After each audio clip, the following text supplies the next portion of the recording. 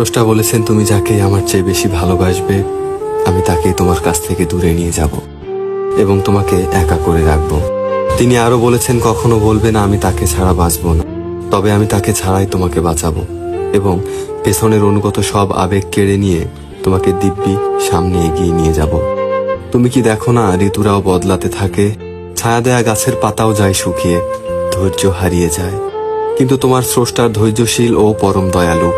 সেই ঝরে যাওয়া পাতার ডাল থেকেই আবার সবুজ পাতা গজায়।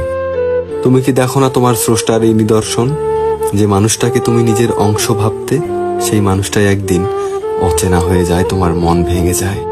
এমনকি তোমার বন্ধু ও শত্রুতে পরিণত হয়, আবার শত্রুও খানিক সময় পরে পরিণত হয় বন্ধুত্বে। যে মানুষটাকে নিজের জীবনের চেয়েও বেশি ভালোবাসতে, সেও প্রতারণা করে। তবুও তুমি কেন স্রষ্টা বিমুখ হয়ে মানুষকে ভরসা করো? অদ্ভুত এই পৃথিবী। যখন তুমি ভাবো এটা হবে না কখনো, কিন্তু পরক্ষণে সেটাই হয়। সেটাই হবার নয় কি? তুমি বলো আমি পড়বো না, অথচ তুমি পড়ো। তুমি বলো আমি বিস্মিত হব না, অথচ তুমি রোজ বিস্মিত হও। এবং সবচেয়ে বিচিত্র বিষয় হচ্ছে, তুমি বলতে থাকো আমি মরে গেছি, অথচ তুমি বাঁচো।